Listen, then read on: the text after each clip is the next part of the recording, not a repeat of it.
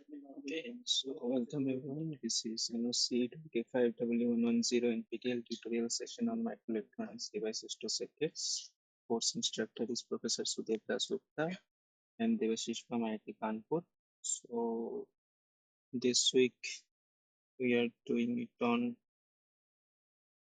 Monday 6 to 8 for this week only. And from next week we'll continue with our Saturday sessions. So this is week 10. So let us begin. So in the first question, we are given that for an amplifier circuit shown in the figure below, calculate its mid-band gain given our signal this and this. Okay. So we have seen that. Let us do the small signal representation.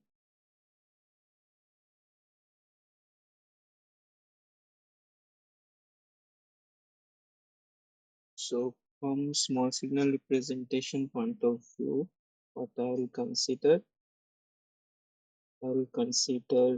additional coupling capacitances and also I'll consider the parasitic capacitances.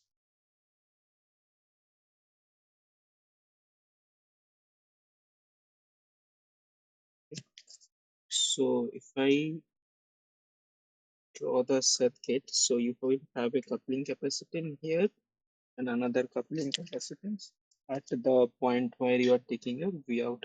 Let's call it C1 and this one C2. So your small signal circuit will be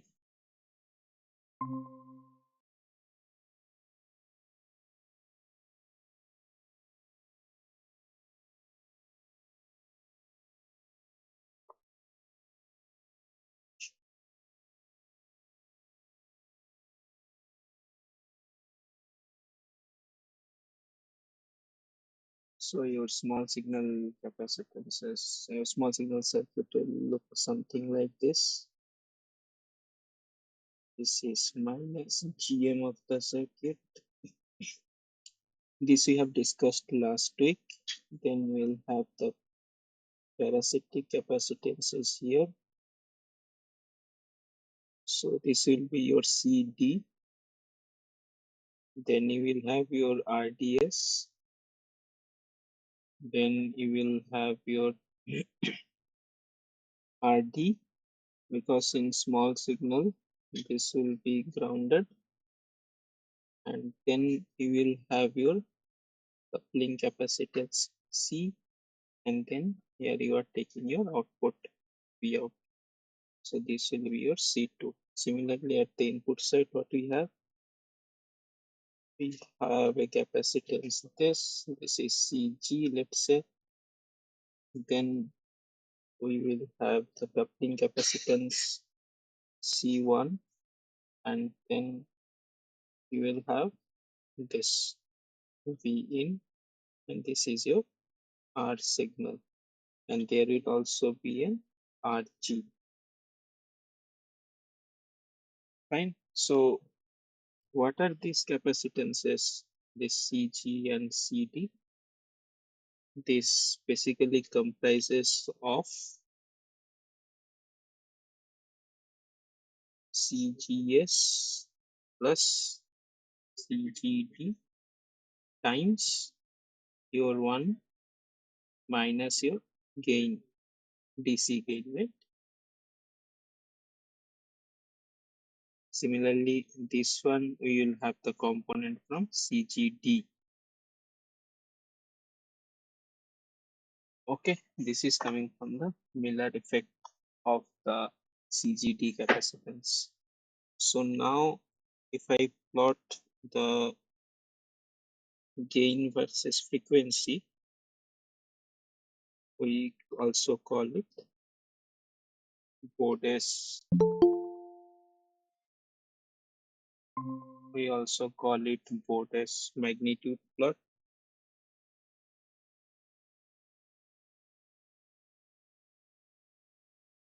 this will look something like this.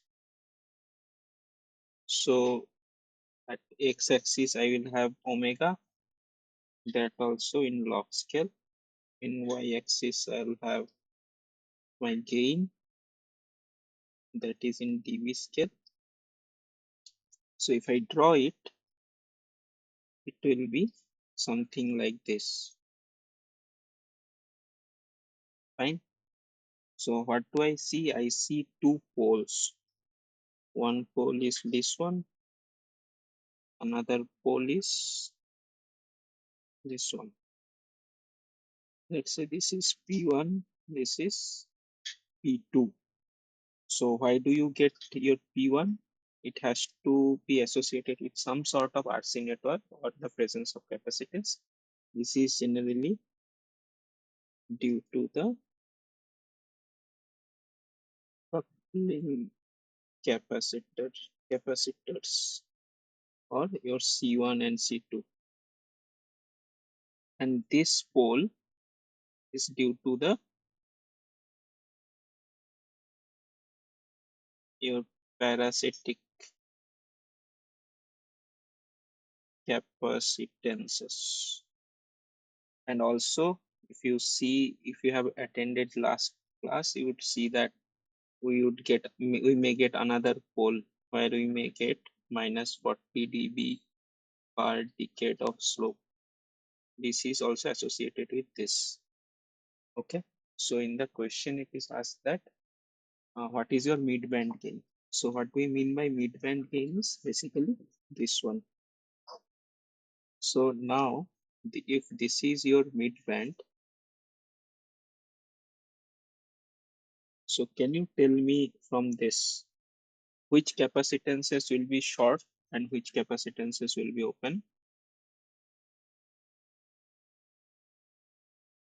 So we notice that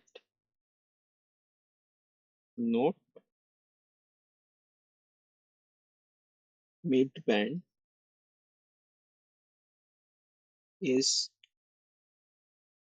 above P1 and below P2, right?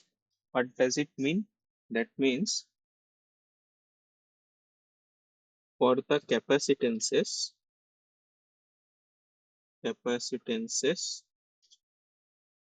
associated with P1 will be shorted. Why do I say so? Because for any capacitance C, your impedance is 1 over j omega C. Fine. Now, if omega is increased, that means your XC will reduce. Now, for a frequency much greater than P1, X of C1 and X of C2 can be approximated as 0. It will be large enough. Okay. Similarly, below P2, you can assume CG and CD to be open with the same logic that your frequency is lower for a frequency much less than P2. That means we are in the mid-band region. Your XCG and XCD will be kind of open circuited. Okay, this is a very crude approximation, but we'll move ahead with this. So now if I draw this, let me copy it. Now if I just do whatever I have written, that means this will be shorted, this will be shorted, this will be open, this will be open. Fine. with this logic, with this logic that is valid for mid band region. Okay, so now if I redraw this, what I'll be left with, this is my V in, this is my R signal, this is my RG, and there I'll have the OTA minus GM, then I'll have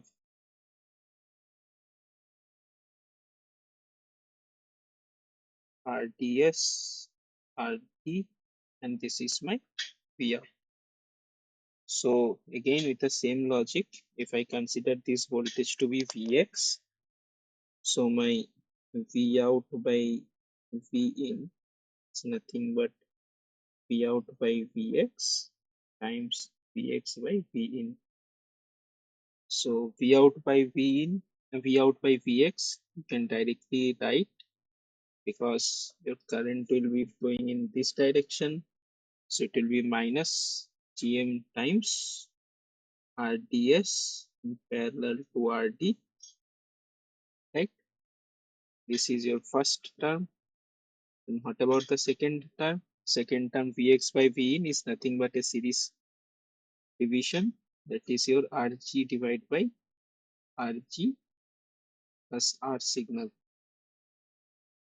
So all the values are given. So Gm is 4 millisiemens. So Gm is 4 millisiemens times RDS parallel RD is 20 and 40. That will be 800 by 60 K kilo ohm times Rg and R signal. Rg and R signal all are 100 ohms.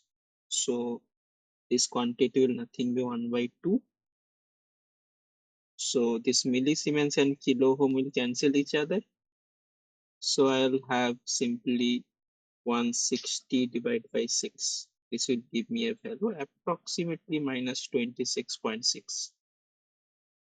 Okay, so your gain is minus 26.6. So that is the this value. So is it clear why it is called mid-band gain? What is mid-band? And for example, in this question, you are not given the coupling capacitances, but in exam, you may have the coupling capacitances and your CGS and other stuffs also get mentioned.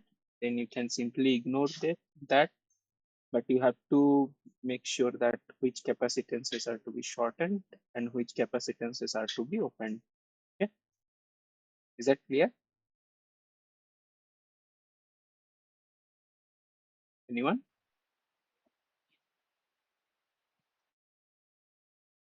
Okay, if that is okay, then let's move on to the next one. Okay, so it is mentioned that in a BJT based differential pair. So I have already introduced somewhat what differential pair is. Okay, the allowable range of VCM is determined by the upper end by this and entering this. So at the upper end means I need to increase VCM and see when my differential amplifier is working and when it is not working, right? So what is the first step? So what is my VCM? So I'll have differential pair, I'll have inputs like this.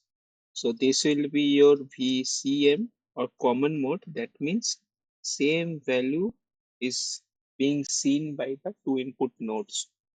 And V1 and V2, at the output nodes. Okay, so, and let's also assume this values to be RD. So a couple of points. So in a perfect differential pair,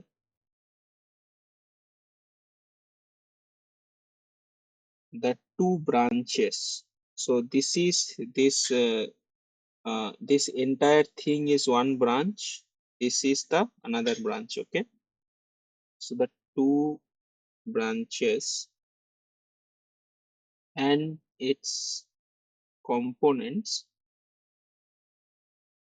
are perfectly matched. Matching we have seen, right? What do we mean by matching? Matching means your GM should be same, WIL should be same, current going through the transistors, bias currents going through the transistors should be same. Whatever the load being seen by at each of the nodes should be same, right? So in that case, how do you consider this? So this VCM, does it ring a bell to you what this can be? So this VCMs are basically can be thought as DC bias. Okay, and also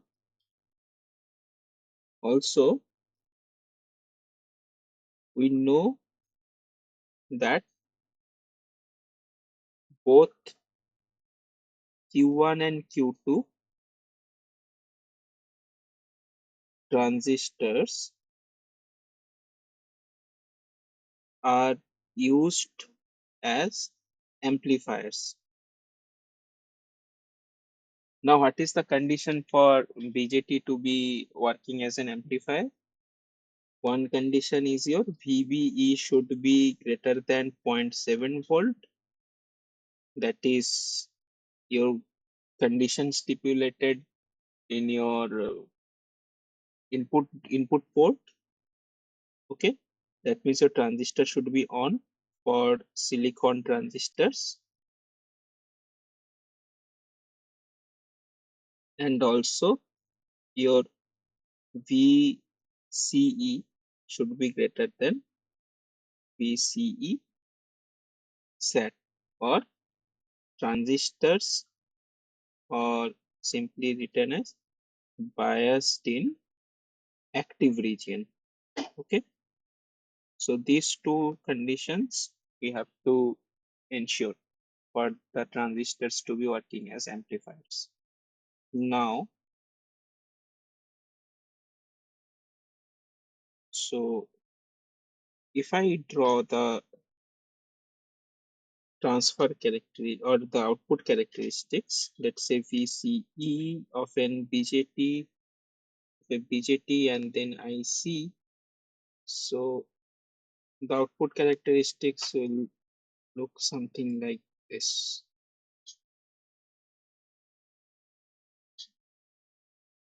Right? So this is, let's say, for VBE1, VBE2, VBE3, VBE4. Okay. This is greater than this, all are progressively increasing. So the question is being asked that what is the maximum VCM limit? That means what I'll do, I'll put some small increment in the VCM bias point. So let us say that my VCM is initially biased at this point. So another thing is that, so this is my active region, and this region in case of BJT is called saturation region, right? In case of MOSFET, it is triode, and the active is called saturation. Okay, so let's say this is my VCM1. No, this will not be VCM1. This is, let's say, VCE1. Or for simplification, as your emitters are, let's say this node is fixed, so let's call it VCE1 for the time being. Okay. So what is your VCM? VCM is applied between this node and ground, right? So this is nothing but effectively your VB.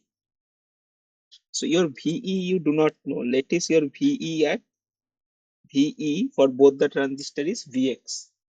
So this will be what? VCM1 minus Vx. This will be VCM1 minus Vx. VCM2 minus Vx. Okay. And so on. So what if I increase? Now what I am looking at what will happen if I increase the VCM. So how do you see your plots? So your plots is basically you are moving from this line to this line, right?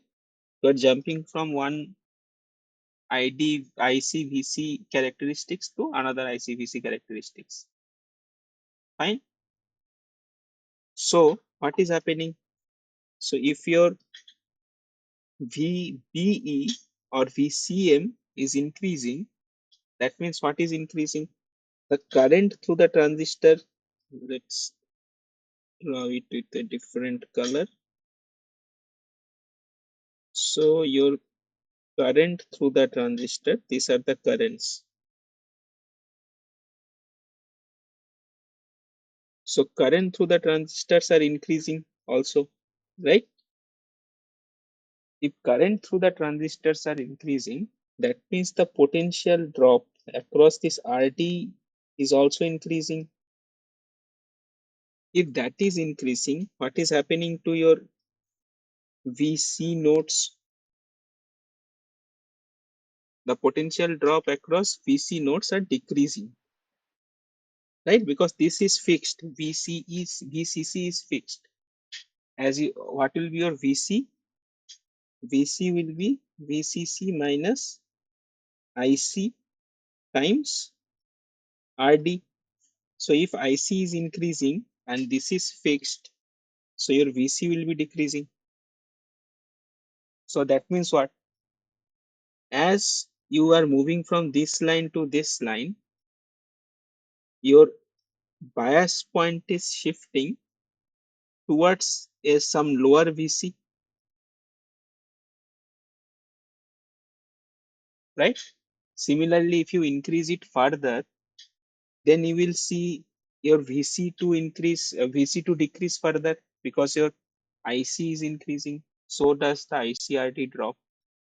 Similarly, so what you are seeing, the trajectory of your bias point is following this arrow that I have drawn,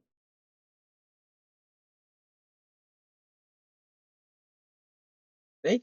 So this is what is happening when you increase your VCM. So if your VCM increases, effectively your VBE is increasing. That is increasing your IC because IC is I naught exponential VBE by VT approximately. If your IC increases, ICRD drop increases, your VC decreases or VCE decreases. So this means what? You are moving from which region to which region? As you increase your VCM, you are moving from active region towards saturation region, right? So this is what is happening. So you need to be in active region for the transistors for the transistors to be working as amplifiers. However, as VCM increases, Q1 and Q2 are leaving from active towards saturation. So in saturation region, your transistor is nothing but a resistor in case of BJT, right? So this is what is happening. So the upper limit will be set by, for example, this is the boundary of the active and saturation region.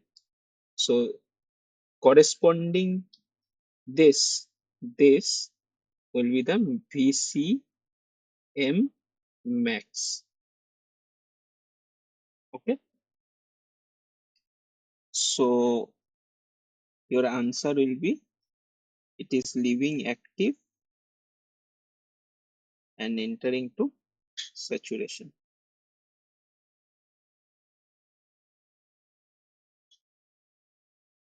Okay. Is that clear?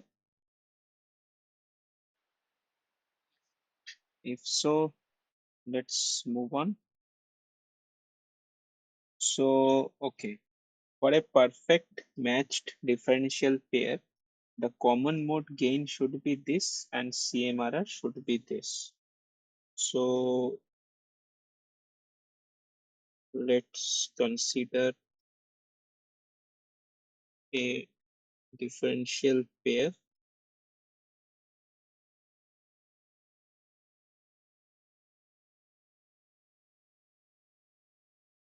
Let us do MOSFETs this time.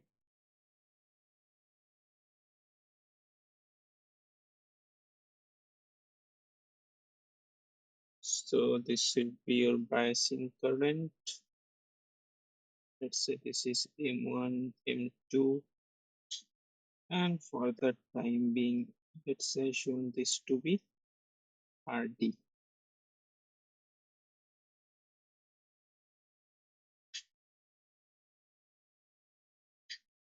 This is V1, this is V2. Then it will be followed by VCM, followed by VCM. So where do you take your output? You take your output at this node. This is your V out. Okay. So what is CMRR? Is basically common mode rejection ratio. It is some quantity that is defined as differential gain divided by common mode gain. Okay. And generally, CMRR is expressed in dB. So that will be your 20 log of AD by AC. So now the question is that what is your common mode gain? Common mode gain is basically whenever your, let's say, your V1 equal to 0 and V2 equal to 0. So you have only VCM at the output. So corresponding output is, let's say, capital V out 2 minus capital V out 1, or you can just reverse it, it does not matter. Divide by VCM. Okay. So if the transistors are perfectly matched for same common mode signal, So Vout will generally provide you what? Vout will provide you some gain times, let's say, V1 minus V2, right? Now here, what will be your Vout? Your Vout is nothing but AC V1 0, V2 0, AC will be 0 by VCM. Understand that VCM is some non-zero quantity, right? So this division is valid, so it will be 0. And what about your differential gain? So in this case, your differential gain is V out 2 minus V out 1 when VCM is equal to 0 divided by V1 minus V2. This is how these are defined. Okay.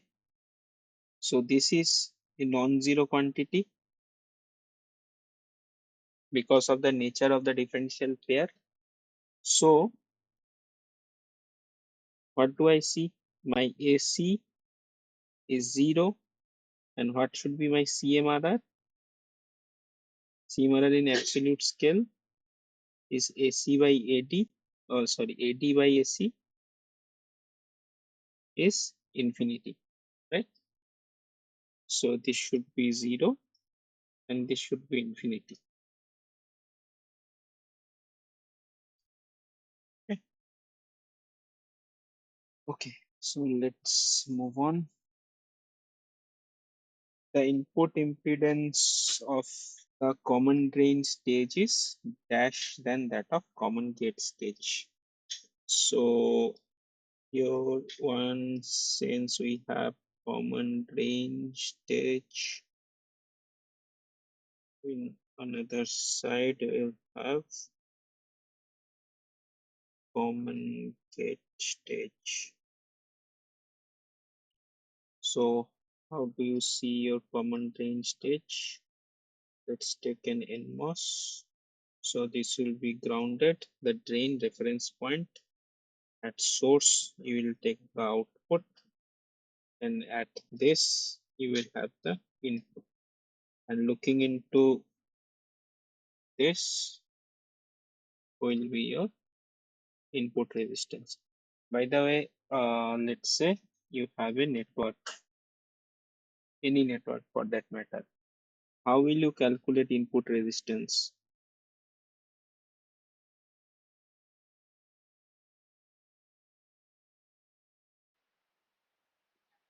The way to calculate it is you connect a V test between the terminal and check what is your I test. Okay, if you can apply your Thevenin's theorem, then it is fine. You can directly take the Thevenin's resistance. That will also give you output resistance. That will also give you input resistance. But and what is the condition for calculating Thevenin's resistance? Is that all independent sources are to be nulled.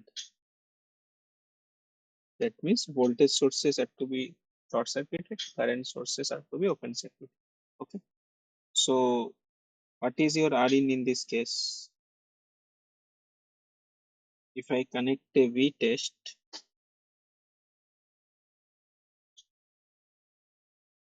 current going in is 0, right?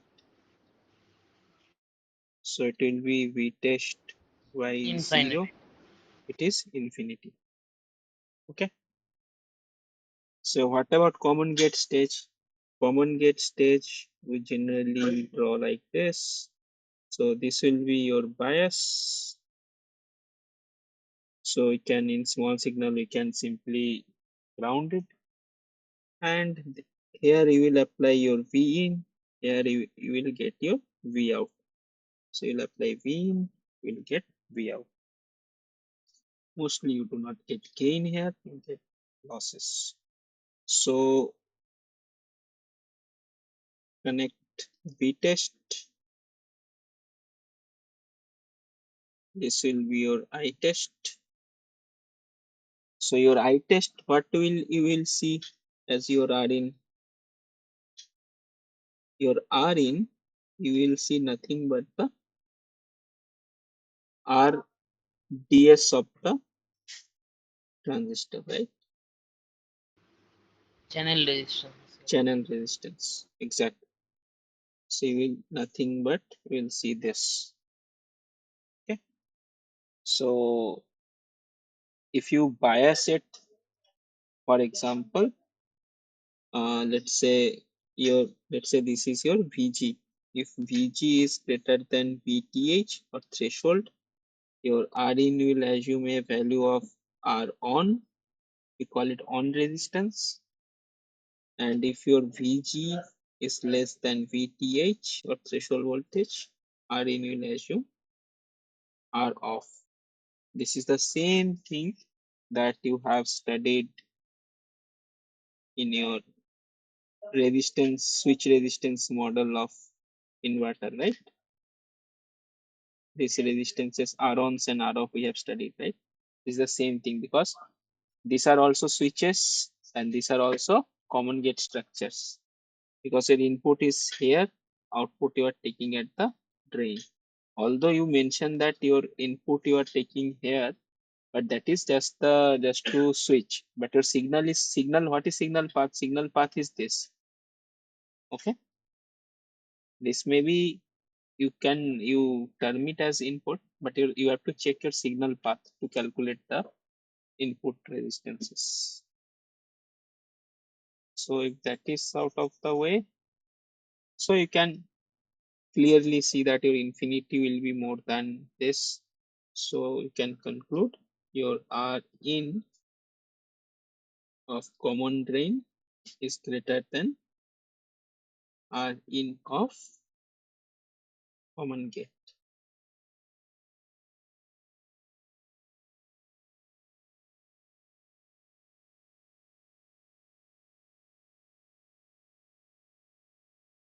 Okay. So if that is done, okay. So a disclaimer. So I'll be taking today's session a little briefer than what I usually generally take. So there is another problem of cascoded not fully cascoded differential pair analysis. This I'll do first thing in the next session. First problem in next session. Most of the session will be dedicated to this because I need to show you how and why differential pairs have come about and usage in analog or digital or mixed signal. Mixed means where you have analog and digital also. For example, your analog to digital converters, your input is analog, output is digital. Those kind of circuits are called mixed signal. Mixed signal designs. Okay. So this I am skipping in today's class intentionally. That I'll do in next session. Okay. But that doesn't hold us to discuss about current mirrors.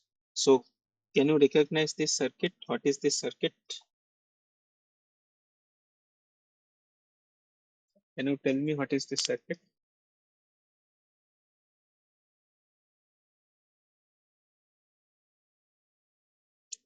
So this circuit has two parts.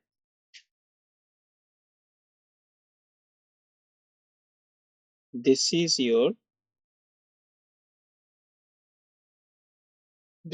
called first stage This is called first stage or differential pair, and this is called gain stage or second stage. So this I do not think you are introduced in this course. So this we'll ignore for the time being. Okay. These are called feedback capacitances. These are compensation capacitance that is used in two-stage amplifier designs. Okay. So if you draw this, you will have this is your minus GM, and there will be some R out equivalent.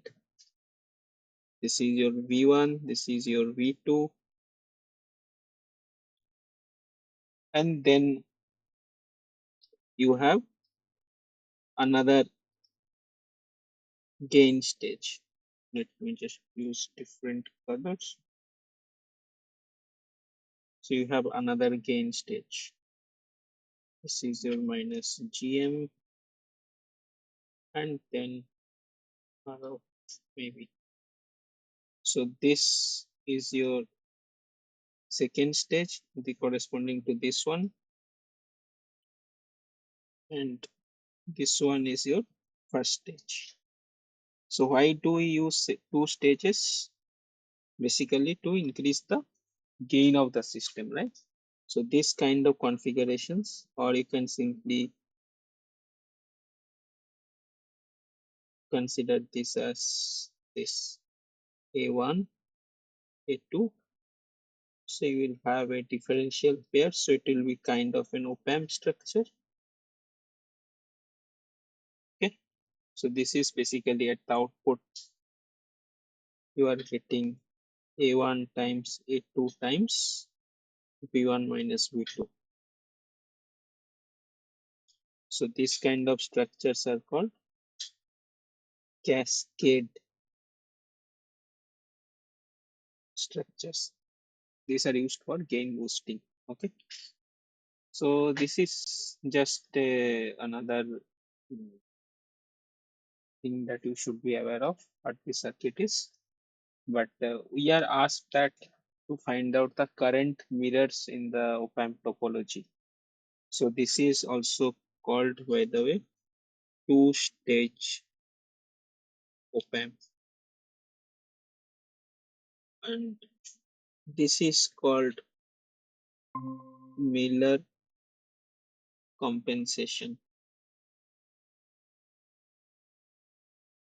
So if you are interested, you can read about two-stage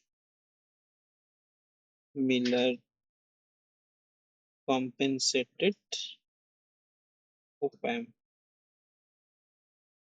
So why these are used basically? So you will see that there will be some capacitances here and some capacitances here, which introduces two poles in the system. For example, if you plot the gain versus frequency, you will see something like this. So I want to use my system as fast as with as high frequency as possible, right? So what if I find some way to split these two? That will, what will that serve me? That will serve me to cross this line at higher frequency, right? And also we know that above this we have amplifier, because this is in dB and this is 0 dB, is 1 in absolute unit, it is 1, and below this it is used as attenuator.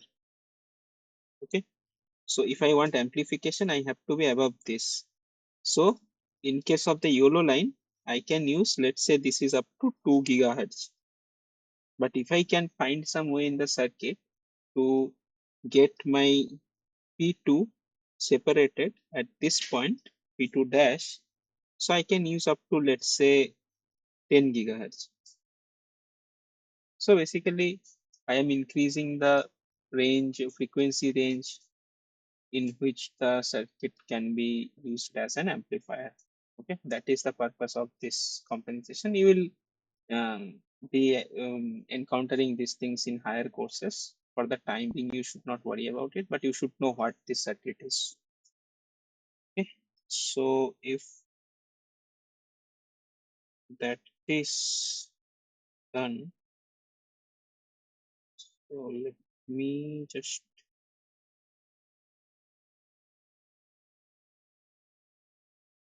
copy this.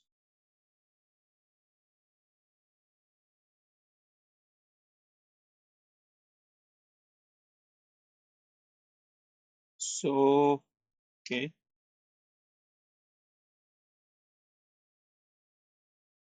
this is your M8, this is M7, this is M9, M1, M2, M3, M4, M5, M6. So if we have gone through the lecture, can you tell me what are the current mirrors in the circuit? So we have already discussed what current mirror is. Basically what we are doing, we are pushing an external current source. If it is a current source connected with the series of the MOSFET, so my IDS is getting fixed by this current source, right? Now what I do, I connect my drain and gate. That allows me to tap in this voltage. This voltage is set by what? This voltage is being set by two current sources. The bottom one is your GMVGS and the above one is your I0. In series combination, these two has to be same. If these two are same, then my VGS is fixed and that I am tapping it from this. And similarly, if I connect another MOSFET where my source is at same potential,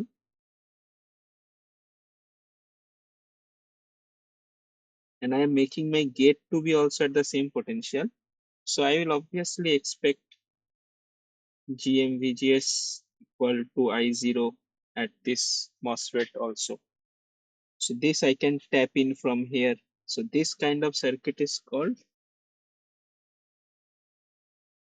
current mirror. So from the given architecture, can you tell me quickly what are the current mirrors you can see?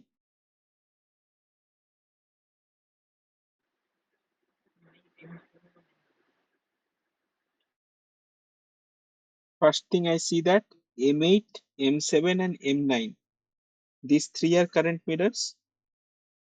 Is it obvious to you? Because in all cases, my gate and source voltage VGS is same. All the sources are connected to VSS and all the gate voltages will be dictated by, let's say, this current source. Similarly, I have these two same. These are PMOS current mirrors. With the same logic you can find out. This is the drain of the PMOS. This is the gate of the PMOS M3 and M4 is connected in the same fashion.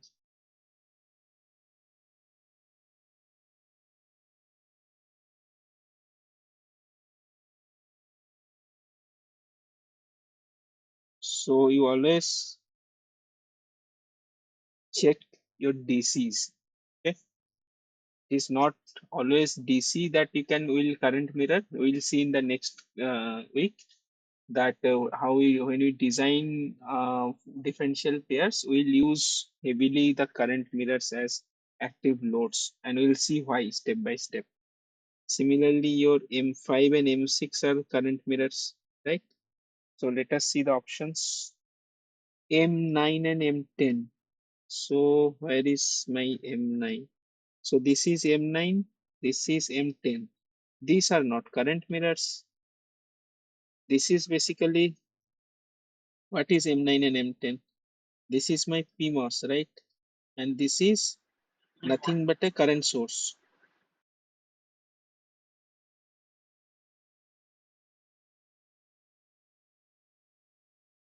So what is this? This is nothing but a common source amplifier.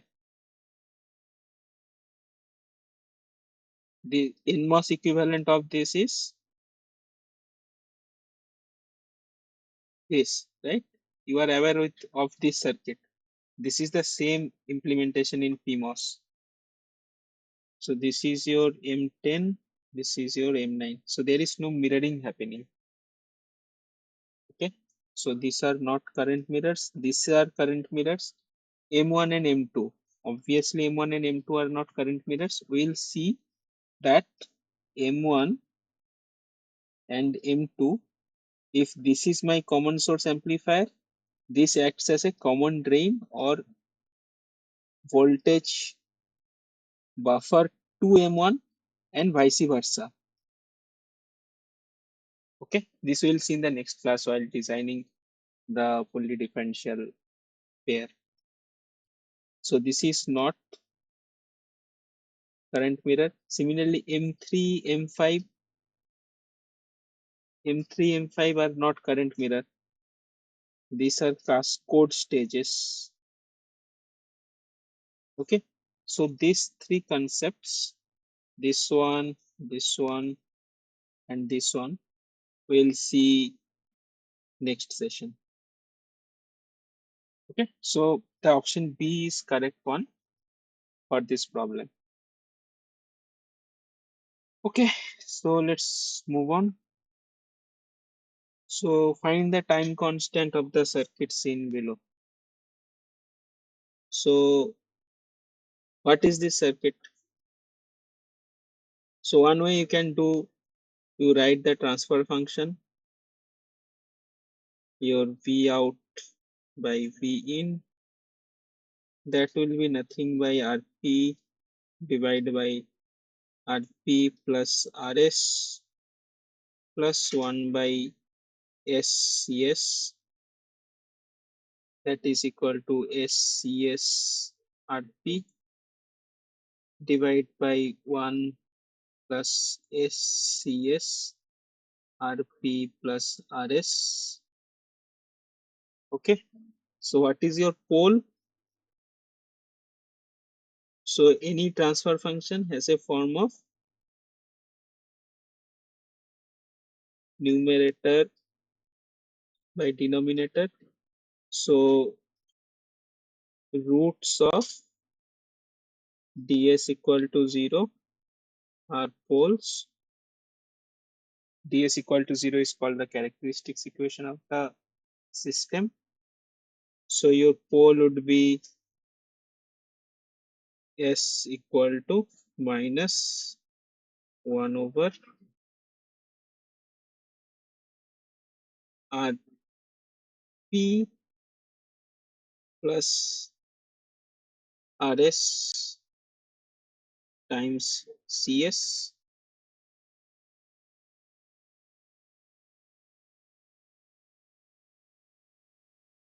right? So this is nothing but your 1 over P.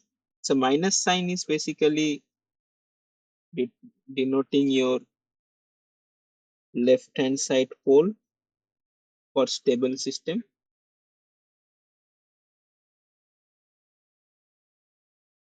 For example,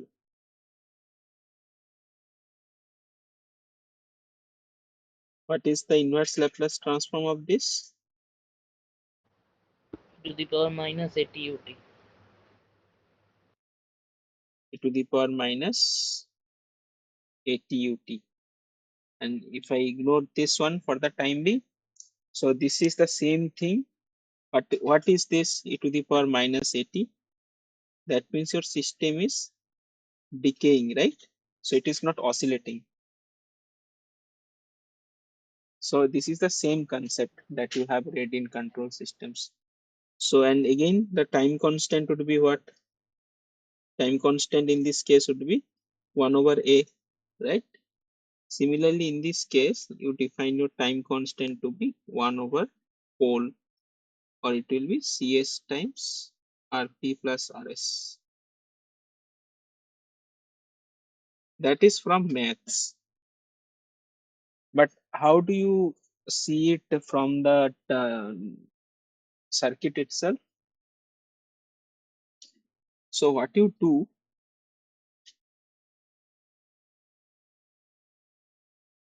you look across the capacitance. Okay, if you have a capacitance, the time constant will most likely be that capacitance time, whatever you are looking across the capacitance, and your input to be 0.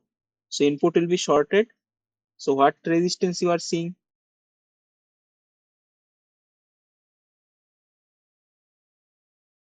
If this is shorted, the Plus resistance you R. are seeing is RS plus RP, right? Yes, sir. So that is how you can quickly calculate your time constant, or the pole, whatever you like. Okay. And by the way, what kind of circuit is this? High pass or low pass? How will you tell? For that, what you generally do? Consider S equal to 0. That means omega equal to 0, because AC sigma plus j omega, loss term if we consider at 0, and if you go to Fourier domain, then at omega equal to 0, capacitance will be open. So your output is nothing but is connected to ground to this resistance. So your output V out is 0, whatever input you may apply. Similarly, at S equal to infinity or omega equal to infinity, capacitance will be short. Then your output you are seeing just a resistance divider. So your V out will be RP by RP plus RS times V in. So you can easily see that it will be something like this. It is a high pass response. Okay. And your pole location, by just inspection, you can write it will be 1 over CS by RS plus RP. That is your frequency. Okay. So from value point of view, this will be your CS is how much? 3 picofarad. 3 picofarad times R is 6 kilo ohms. So kilo times pico, 10 to the power minus 9. It will be 18 into 10 raised to minus 9 second. It will be 18 nanosecond. Okay. So if that is done, so this one. So first observation, you need to find the transfer function.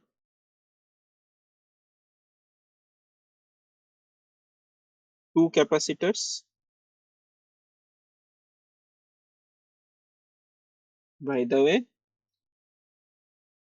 maximum power of S in ds equal to 0 is order of the system. That is dependent on the maximum number of independently controlled charged storage elements in the system. Okay. So from this observation, from this circuit, we observed that two capacitors seems to be independently controlled?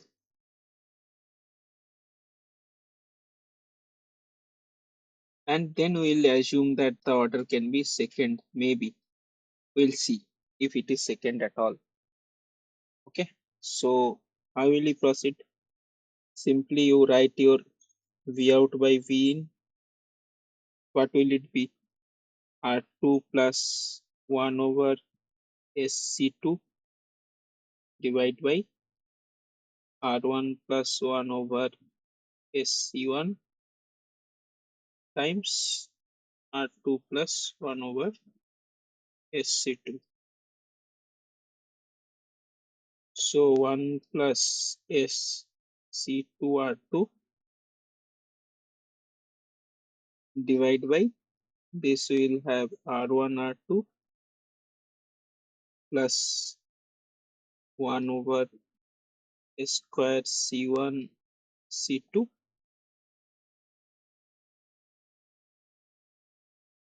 right?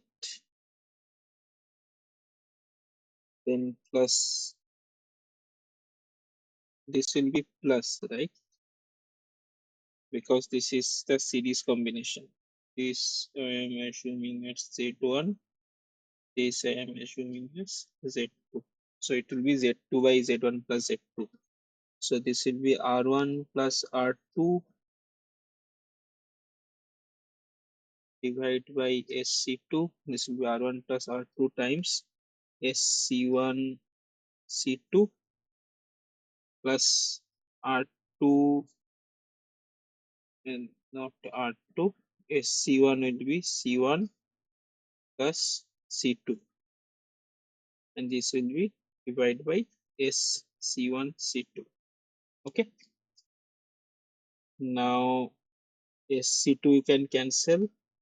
C1 will go up.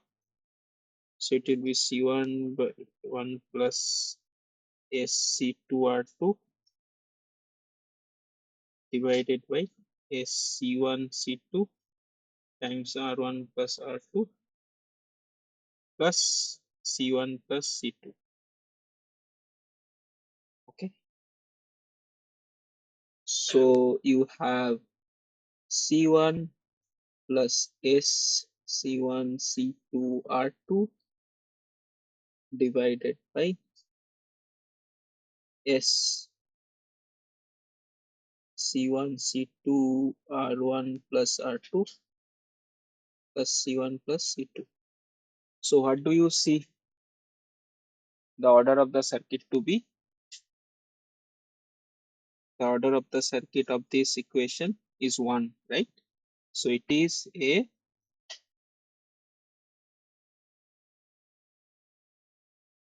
first order system. So it is not always true if you have two capacitances that your system will be first or it will be second order.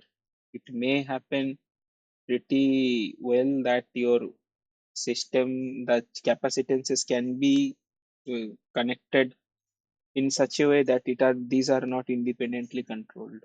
Okay. So if we analyze it further, so this will be your right answer. So if I make V out by V in, I can write it in this form that S C1 C2 R2 plus C1 divided by, let us take C1 C2 times R1 R2 to be common. Then I will have S plus C1 plus C2 divided by C1 C2 times R1 plus R2.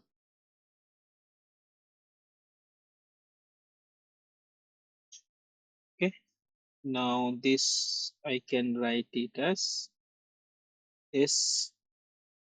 Now if I just divide it, this C1 C2 will get cancelled. So it will be S times R2 by R1 plus R2 plus 1 by C2 R1 plus R2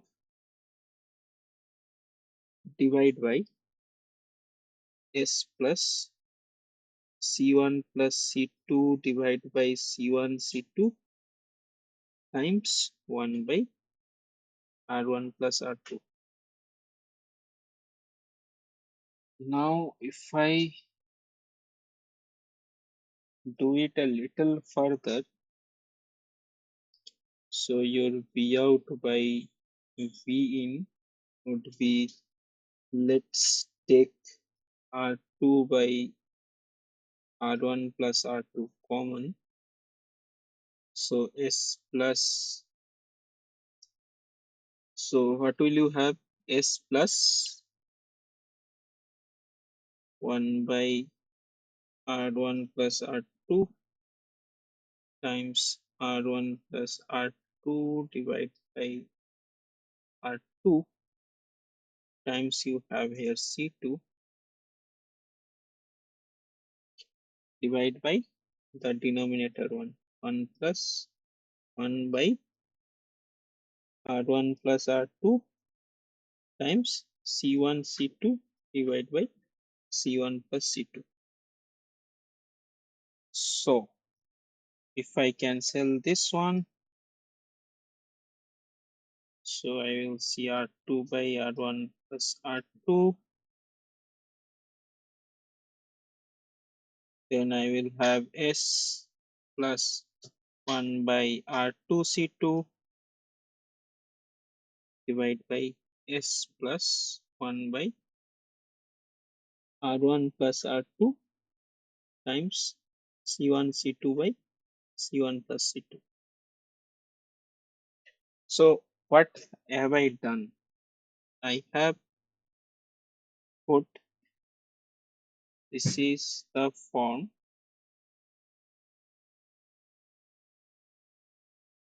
So we have mentioned the root of ds is poles, right? Roots of ds are pole. What about the roots of ns? These are called zeros.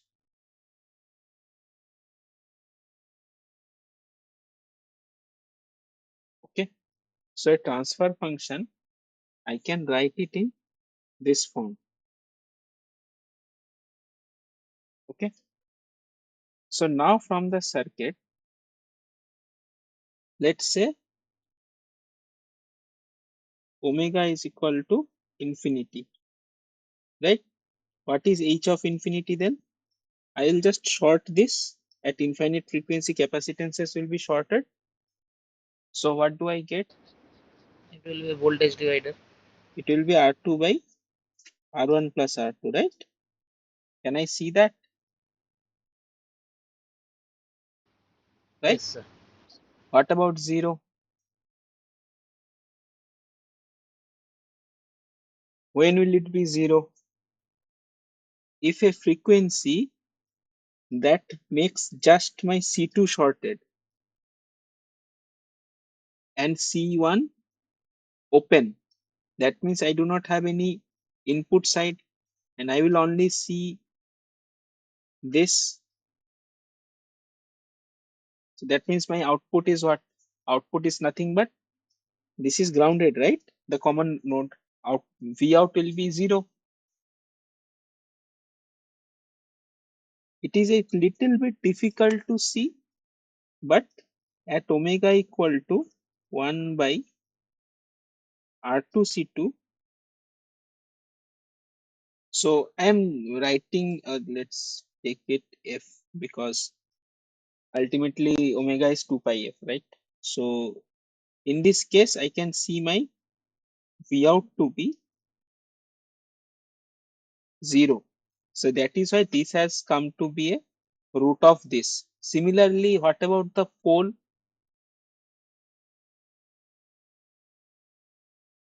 So pole is that location where my this capacitance, and this capacitance comes in series, or when I am considering the sluggishness of the system from the both capacitances. So this is your series capacitance. Basically, you have a resistance, capacitance, then a resistance, then a capacitance. Okay. So whatever the signal are arriving, it is getting grounded.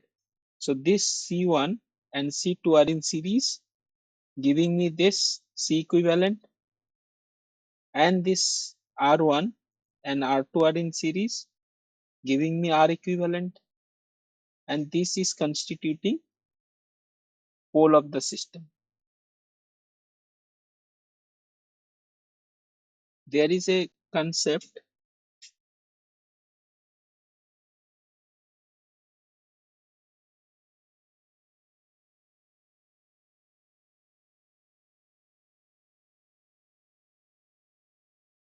method from which you can directly calculate the zeros and poles of any circuits. Okay. But for you, analyze till this much is sufficient to get the answer. Okay. But try to look into the circuit a little more deeper than what the answer is suggesting. Okay. I think I'll stop here today. These problems I'll take up in next class. Okay. So next class will be on, let me just see the calendar.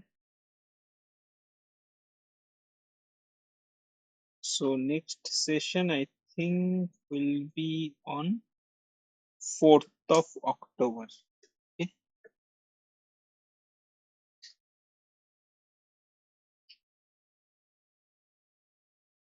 Saturday,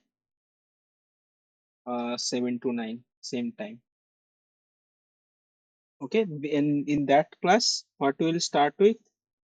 We'll start with this, finish these two problems, and we'll continue building up on this other problems similar to the time constants, feedback circuits, and all. Okay. I think let's finish today's session here. Okay, sir. Thank you. Okay. Thank you.